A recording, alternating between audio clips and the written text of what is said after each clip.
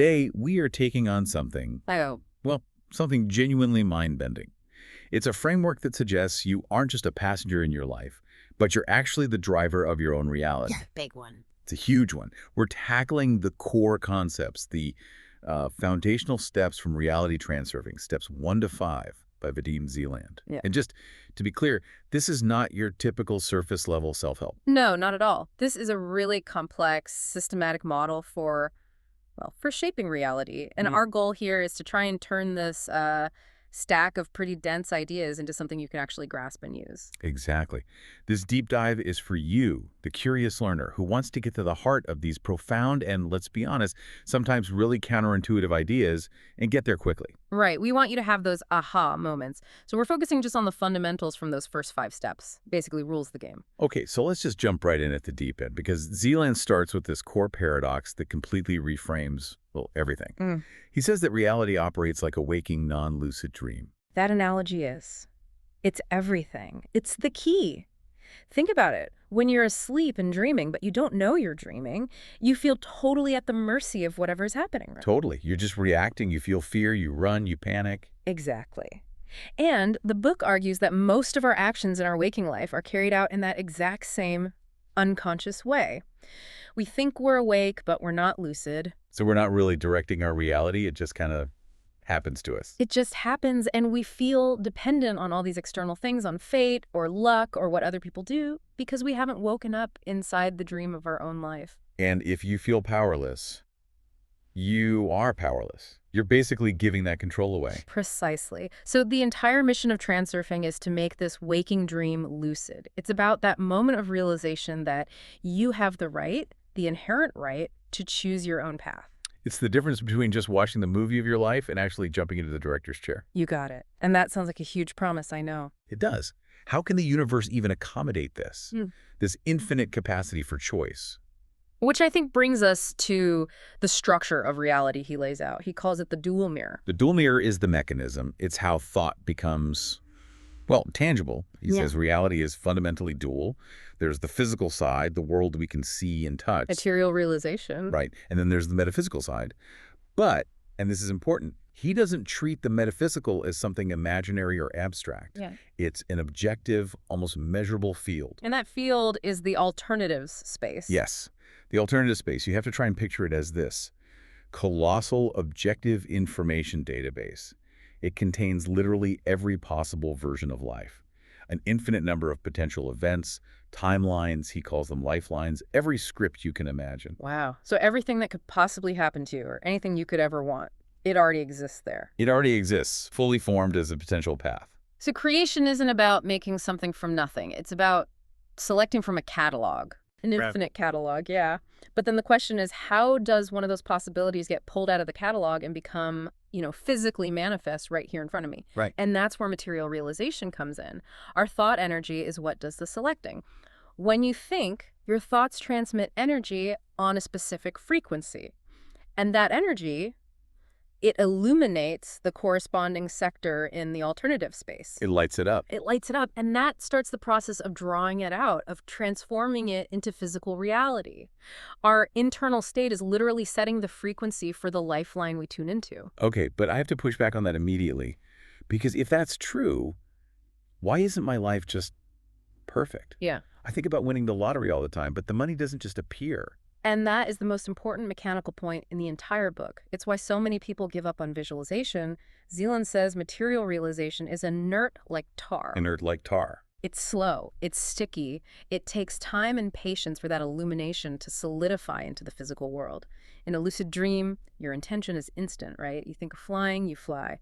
But here, in our physical world, there's a huge time lag, a kind of a cosmic drag. The inertia. Exactly. And that inertia is actually protective. It prevents total chaos.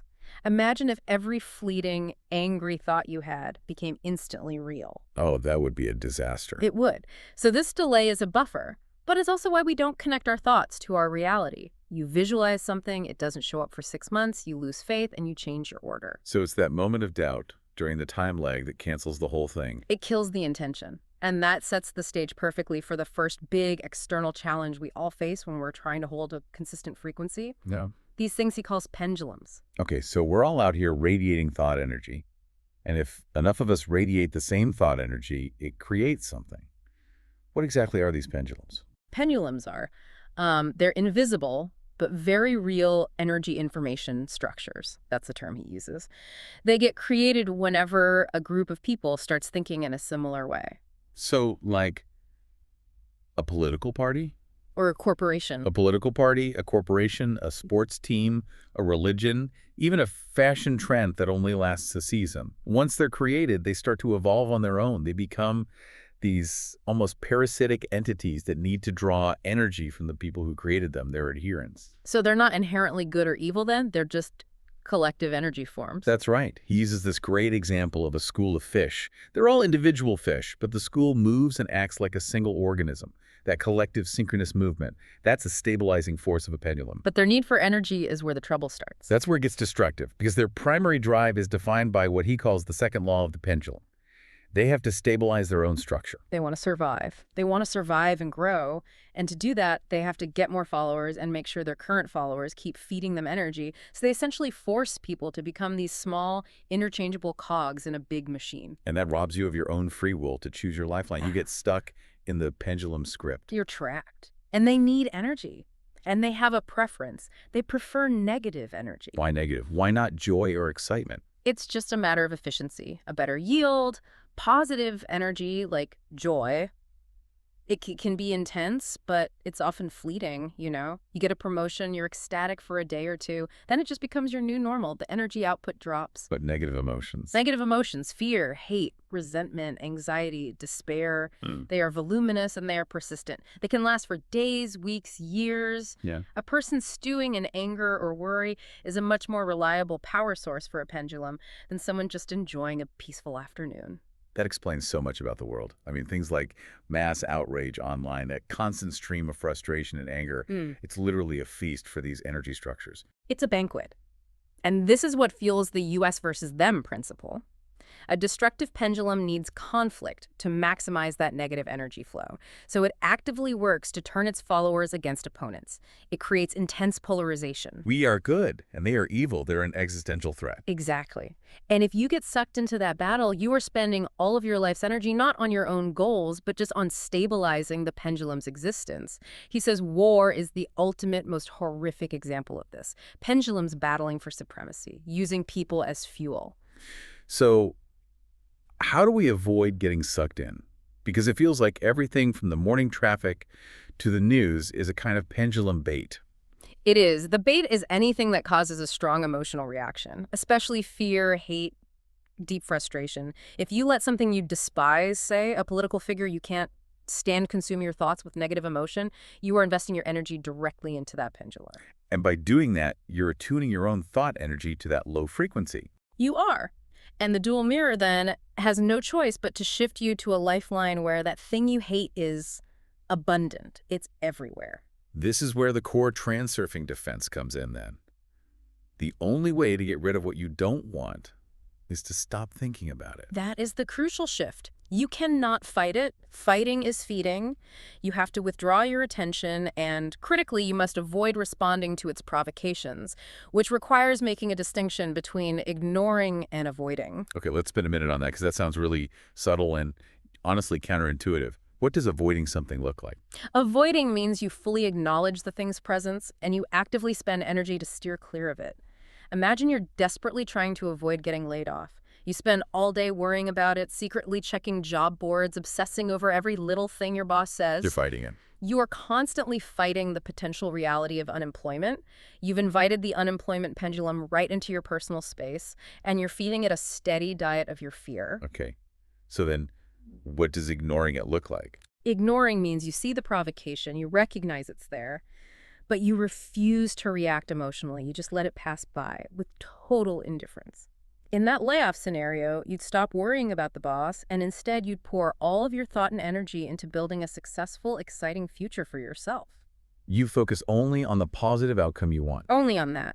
You achieve this state of emotional detachment. Since you aren't reacting, you aren't feeding the pendulum, so it loses its grip on you. And you naturally move to a lifeline where the possibility of getting laid off it doesn't even exist for you. Indifference is the ultimate weapon. So you become a participating observer. You see the game being played, but you refuse to get on the field. Perfectly put. Yeah. And we also have to be aware of the internal hooks that keep us attached to these things, often disguised as little rewards. He calls them pendulum credits. Ah, the harmful habits. Smoking, drinking too much coffee, even just endlessly scrolling on your phone. Exactly. They're so insidious because they offer a short-term hit of pleasure or relief. That's the credit. It's a little burst of positive energy. But the pendulum extracts a massive interest on that loan. Through the crash that comes after. The crash, the guilt, the withdrawal, the craving for more, all of that extracts a huge amount of negative energy. The short pleasure of the coffee wears off, and now you're left with anxiety or jitters, which just feeds the caffeine dependence pendulum. Okay, so what if you're already hooked? Let's say you're trying to quit smoking, but you're really struggling. You're dangling on that hook. What's the transurfing move in that moment? The rule is to consciously hijack the energy flow. In the moment you're getting that positive energy boost, that short-lived pleasure from the cigarette, you have to immediately and deliberately shift your thoughts. So you don't focus on the guilt or the addiction. No. You think only of the positive outcome you desire. You declare your intention right in that moment of pleasure. Something like, I am feeling wonderful and I am creating a reality of perfect health. You use their credit to fuel your own intention. It counteracts the negative energy drain. So you're turning their high-interest loan into fuel for your own escape. It's all about conscious energy management. But while pendulums are these big external challenges, the next major hurdle is it's entirely internal. And maybe even more damaging, it's the creation of excess potential. Okay, excess potential. So if the universe is always trying to find balance, like water seeking its own level, then any major disturbance we create, it's going to generate a counterforce to smooth things out again. That disturbance is excess potential, or EP. He defines it as any noticeable bias in an assessment. Anytime you create this kind of energy imbalance, balanced forces immediately emerge to correct it. And these balanced forces, Yeah. they're not evil, they're not trying to get you, they're just physics. It's physics. The universe stabilizing itself. But from our perspective, they feel like personal attacks. They show up as obstacles, frustrating setbacks, and misfortunes that seem to constantly sabotage everything we're trying to do. This is why struggling so often just leads to more struggle.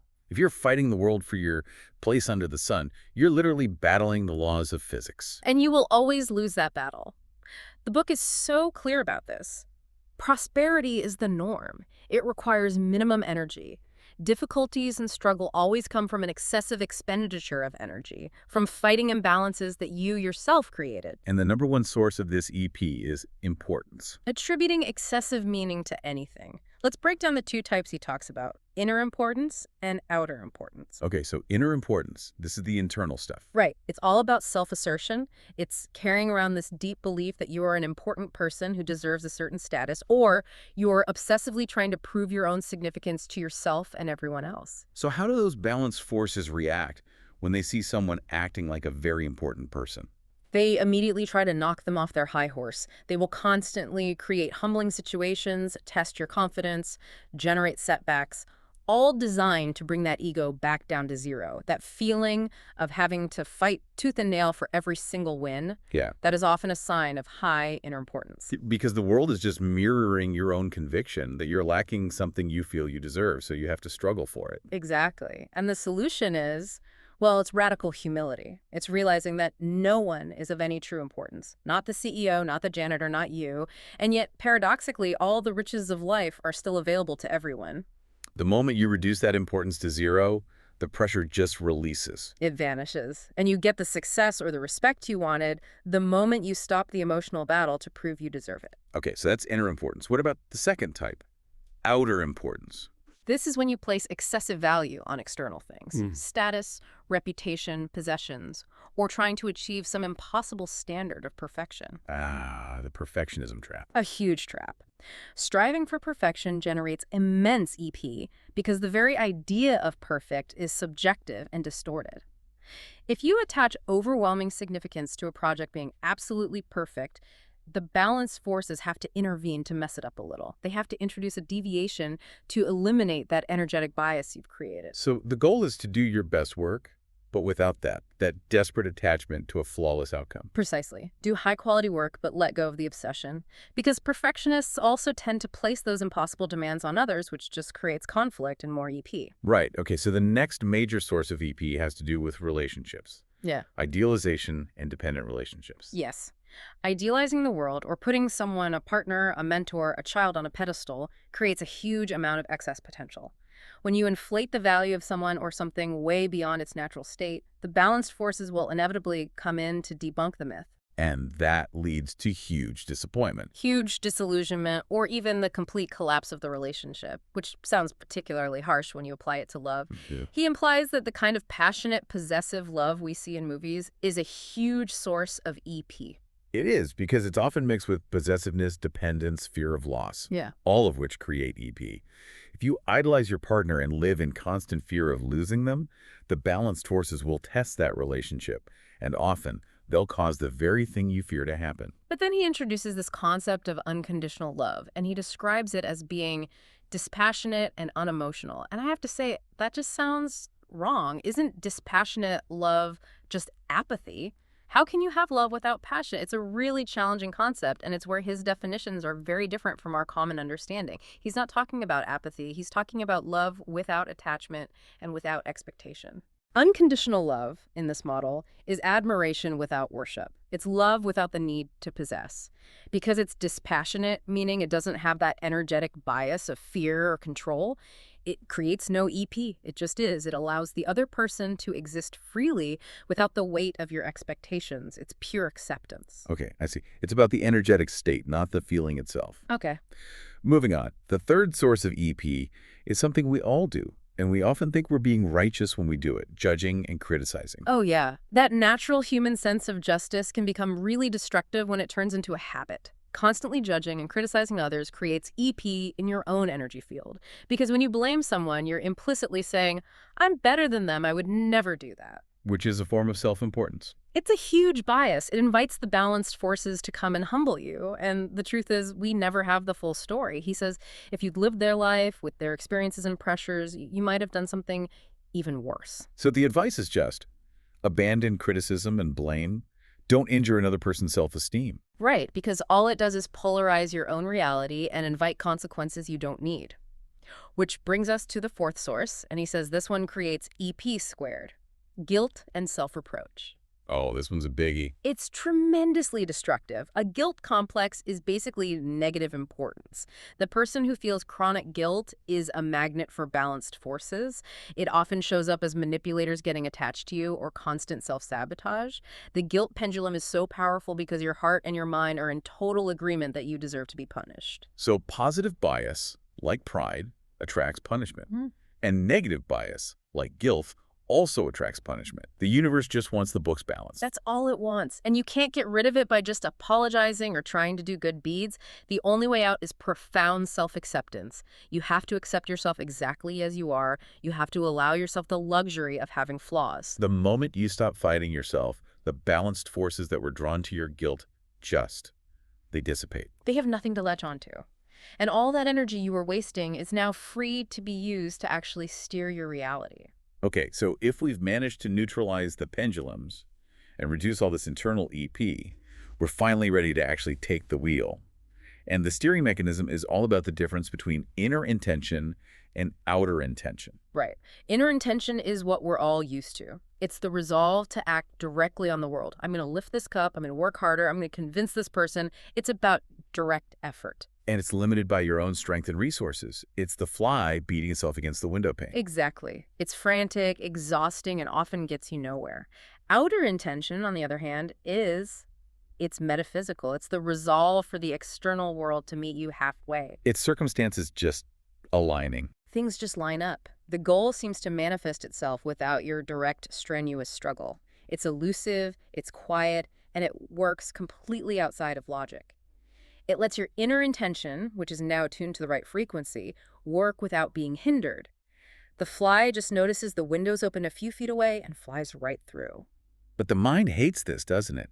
The rational mind wants a step-by-step plan for how the impossible is going to happen. And that's exactly why the mind cannot activate outer intention. It's trying to use old bricks to build something new.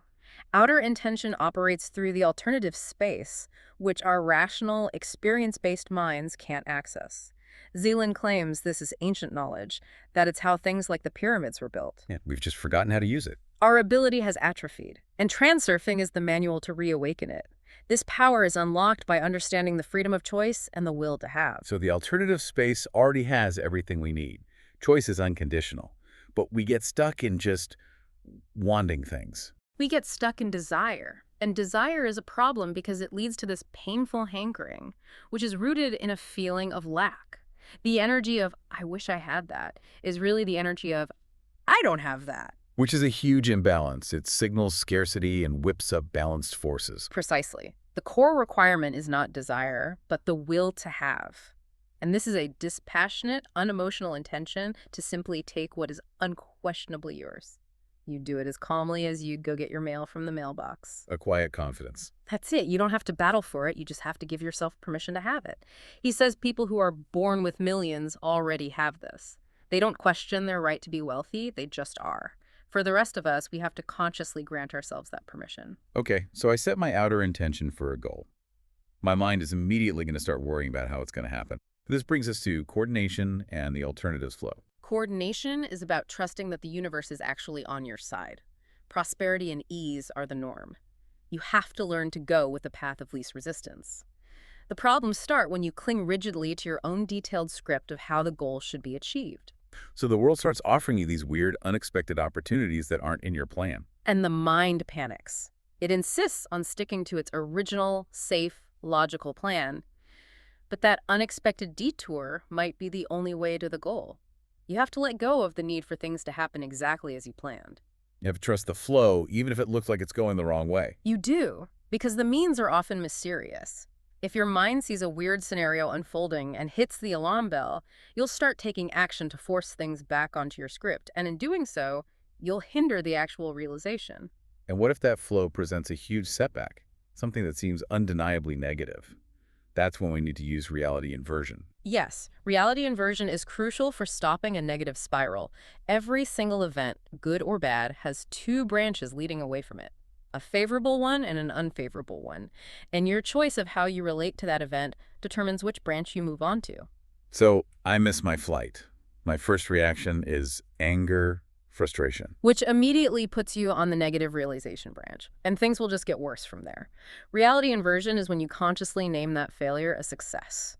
You declare yourself delightfully disappointed or tacitly lucky to have missed that flight. Even if you don't feel it at all. Especially if you don't feel it. It's not about fooling yourself. It's an act of will that instantly reduces importance and shifts your energy parameters.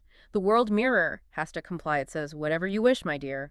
If you declare the missed flight a benefit, the universe will find a way to make it a benefit. So you're forcing the universe to explain to you why this bad thing was actually a good thing. You are. It completely stops that negative feedback loop where dissatisfaction just leads to a gloomier and gloomier reality. And this leads to the simple solution principle. If you see a problem and your mind immediately labels it, oh, this is going to be so difficult, the world agrees. And if you just tell your mind, this complex problem will be resolved quickly and easily. You shift to the lifeline where that quick, easy solution actually exists. You change the energetic expectation and the world has to accommodate it. Okay, so outer intention is the driver. We need some practical tools for the steering wheel. Let's talk about visualization and slides. A thought form, or a slide, is basically a dynamic picture of your desired reality that you run in your mind over and over. If you project it consistently, it will materialize. But, and here's the crucial caveat, most visualization fails because people visualize the wrong thing. They visualize the means instead of the end, like visualizing a suitcase full of money. Exactly. If your real goal is to live a fulfilling, creative life, visualizing cash is useless. Money isn't the goal. It's just an attribute that might come with goal. You're ordering the attribute, not the outcome. The universe doesn't know what to do with that order. So what do we visualize instead?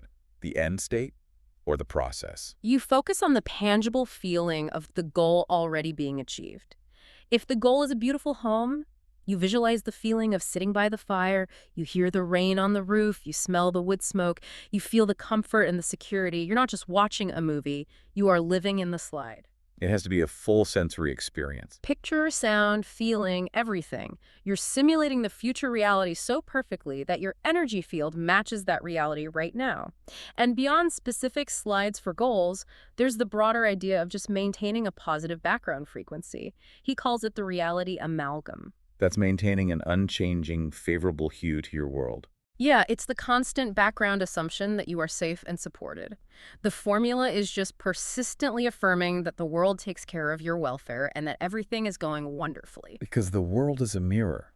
If you constantly tell it that it's wonderful, it has to reflect that back to you. It has to. And the change can be literal. He calls it a shift in the scenery shade.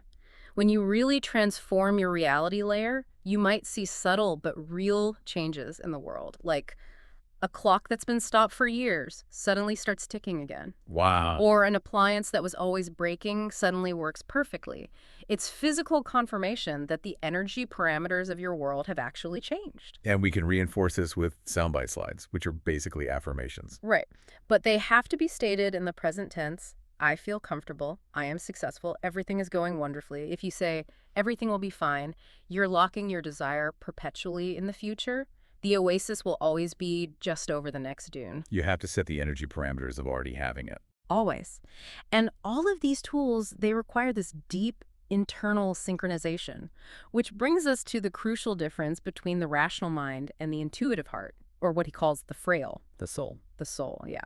The mind is limited. It can only build new things using old bricks, its past experiences, logic. It's also really susceptible to pendulums.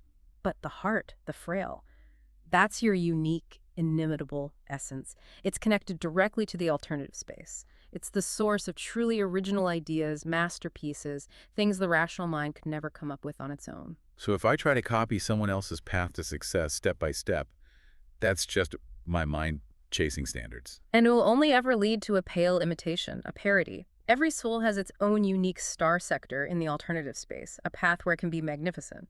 Trying to follow someone else's path forces you onto a foreign lifeline where you'll always feel like an imposter. It creates a huge rift between your heart and mind. So we have to learn to listen to the inner voice of the heart. How does it talk to us? It speaks in the language of feeling, specifically a feeling of comfort or discomfort.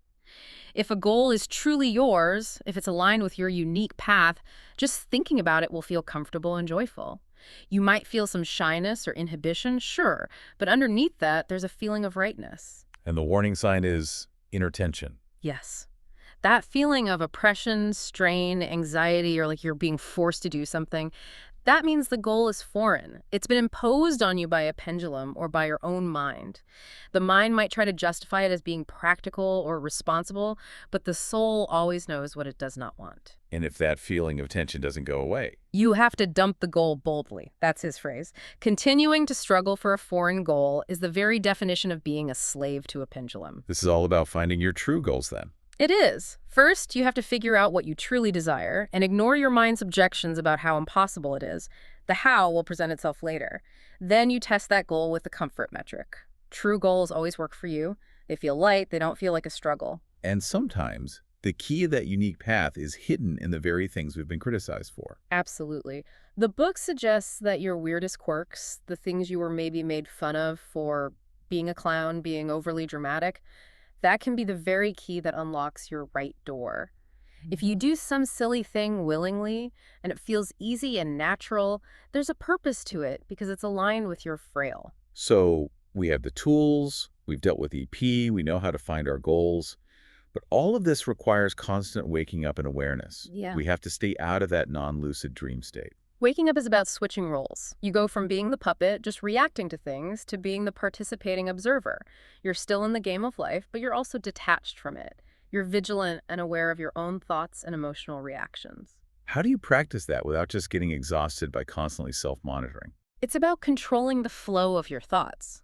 It's awkward at first, but it becomes a habit. The simple rule is to just teach yourself to think about the thing you are doing in the moment. If your mind wanders off to the past or the future, you just gently notice it and bring it back. You become intentional. You become intentional, and that mental clarity is absolutely vital when the world throws a wrench in the works. You have to maintain a positive relationship to setbacks. He calls it the apples fall to the sky principle. Okay, this is a radical one. We touched on it with reality inversion. Every event has two branches. Right. And if you encounter a major inconvenience, your laptop dies right before a huge deadline, your natural reaction is negative. But if you can choose to perceive that inconvenience as being somehow successful or beneficial, you stop that negative chain reaction in its tracks. Okay, but I have to challenge that again. My laptop dies. I'm panicking. Hmm. How do I genuinely declare that a success without just lying to myself? It feels delusional. The point isn't that you instantly feel happy about it. That's not the goal. It's that you use your outer intention, your will, to declare it beneficial. You stop feeding the disaster pendulum. You just state the intention. This setback is a success. I am delighted by this turn of events. And the world, as the mirror, has to comply. It has to. It has to find a reason why the broken laptop was a good thing. Maybe the forced delay makes you realize there was a critical flaw in your project that would have been a disaster later. Or maybe you use the free time to make a call that lands you a much better client. You're forcing the universe to rationalize your positive declaration. That's powerful. Okay, let's turn this awareness outward now to our social interactions, interpersonal transurfing. How do we use outer intention with other people? Most people approach interactions with inner intention. I need this. I want this. I have to convince them. They're all focused on their own needs. And that just creates resistance because the other person is focused on their needs. The secret to influence is to let go of the intention to get and replace it with the intention to give. So you focus entirely on the other person's interests. Entirely. You figure out what their inner intention is, what do they want, what do they need, what is their primary pendulum, and then you actively work to help them fulfill their intention. Only then, almost as an afterthought, do you mention your request. You become an ally in their success. Let's use that classic example from the book. Asking your boss for a vacation. How does that play out? Okay, so using inner intention, you'd go in and say, I really need August off. I'm burned out. I deserve it. My family needs me. And all the boss hears is, this employee wants something that's going to cost the company time and resources. Right. But with outer intention, you speak the language of the boss's interests. You'd go in and say something like, I was looking at the calendar and I see that September is going to be a massive month for the team. If I take my vacation now in August, I can ensure I am completely rested and operating at 100% efficiency when that critical workload hits. My time off now is actually a strategic advantage for the company's success next month. You've aligned your goal, the vacation, with their goal, which is company efficiency. Exactly. When you're already helping them get what they want, they'll almost always agree, sometimes without you even having to ask directly. It's almost like a form of energetic charisma. Which brings us to becoming magnetic.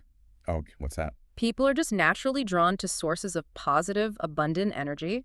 Most people are constantly leaking energy to pendulums, so they're drawn to people who aren't. You can become magnetic by consciously activating your own central energy meridians. He calls them fountains. You visualize energy flowing through you. You visualize rising and descending currents, meeting and radiating out from you. You become a positive energy transmitter. And people subconsciously feel that. They become well-disposed towards you. They find you have this inexplicable charm. So that charisma. Yeah.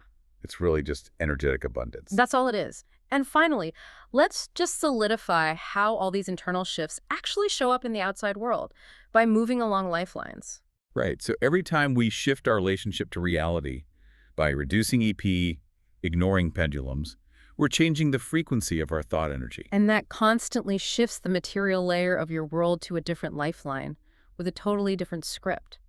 Negative shifts where things just seem to get worse and worse are caused by constant negative reactions. It's the slippery slope effect. And the tangible proof that we've made a positive shift can be seen in the scenery shades. Yes.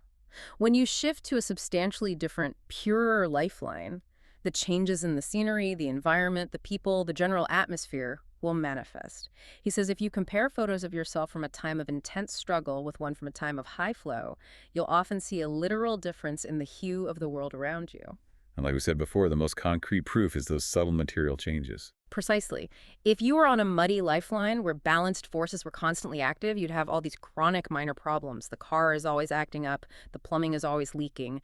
When your energy cleans up and you move to a purer line, those things just resolve themselves. The broken clock starts ticking. That's the physical proof that the minute hand of reality has moved for you. Wow. This has been an incredibly detailed and expansive journey through these core 5 steps. Yeah. If we had to boil it down to a critical path for the learner, it's really about neutralizing all the opposition, both internal and external, so that outer intention can finally flow. Absolutely. First, you have the defense layer. Ignore the pendulums. Just stop feeding them your energy. Use emotional indifference as your shield. Then the harmonization layer. Reduce excess potential. You have to eliminate importance, your own, by accepting your flaws, and external by dropping perfectionism and idealization. Then the alignment layer. Unite your heart and mind. Listen to your frail, that inner voice of comfort, to find your authentic goals, and be brave enough to dump any goal that feels like a struggle. And finally, the action layer. Leverage outer intention. Give yourself that unconditional will to have what is already yours. Use your slides, visualizing the end state and the feeling in the present tense to program that reality mirror. You don't have to fight for your place in the sun. You have the birthright to simply choose it. The power is entirely in your choice and in your energetic relationship to the world. And this brings us right back to that final, provocative thought Zeland leaves us with. It's the riddle the world is constantly asking us. Go on, guess what I am like? And everyone wins the quiz. Every single time. If you declare, you are aggressive, you are hostile, you are difficult, the world just says, you got it, and it becomes that way for you. If you declare, you are cozy, you are friendly, you are supportive, the world agrees and reflects that right back. Your conviction shapes the immediate reflection. The world is nothing more than a mirror of your idea of it. So as you go forward from here, what is the answer you will choose to give the world today, knowing that its reflection is inevitable? That right there is the foundational question of the transurfer. It's a profound challenge to carry into your daily awareness. Thank you for taking this deep dive with us today. We hope this framework helps you start consciously shaping your own reality. Until next time, keep observing the mirror.